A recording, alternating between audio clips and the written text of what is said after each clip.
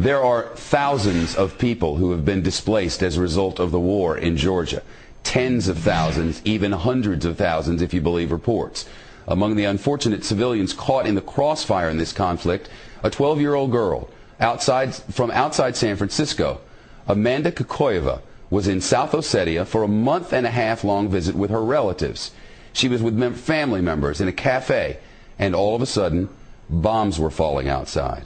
A 12-year-old girl. She spent the night in her uncle's basement. She was able to flee to Russia, flee to the north, catch a flight home from Moscow. With us now, Amanda Kokoyeva and her aunt Laura, live with us from our San Francisco bureau. It's great to see you. Welcome home. Thank you. I cannot even imagine sitting in a cafe and bombs start falling. I mean, I've been to wars where that happens, but when you were there wasn't really a war happening. It started when you were there. Describe for us what that was like.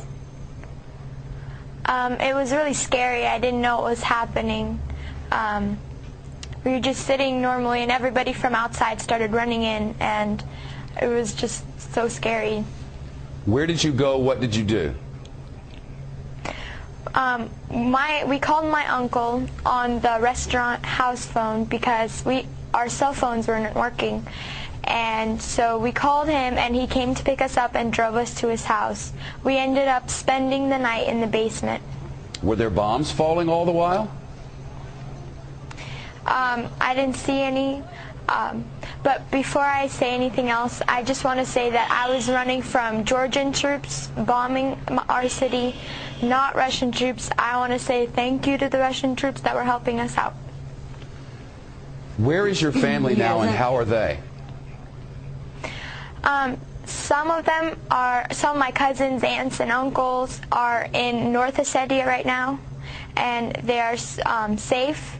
But my grandma and some of my aunts and uncles are still back there, and I don't know. We don't have any contact with them. I don't know if they're alive or anything.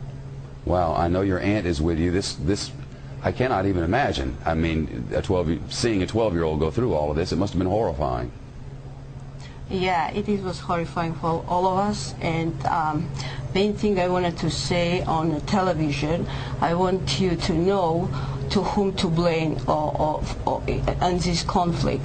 That's Mr. Saakashvili, who started this war, and Mr. Saakashvili, who is aggressor, and who in 2 days my people, Ossetian people, were killed and were under bombed, and 2,000 people were killed in 1 day, and that's what I am against. I would never cut you off. Unfortunately, a commercial break will take us there in 4 seconds, whether we like it or not. I'll bring you back after the commercial. You don't want to hear that. I'll be right back with you. Stay by. Back with us from San Francisco. This program ends in less than a minute, but I want to give you 30 seconds to complete your thought. So go ahead. Yes, my house is burned in South Ossetia, where I lived, and we can blame only one person, and Georgian government. I'm not blaming Georgian people. I'm blaming Georgian government, and he has to resign. Well, that's certainly what the Russians want. If I had more time, you would get it, but I have but 5 seconds. Thank you both. The young girl's a hero in San Francisco, and understandably, there are gray areas in war.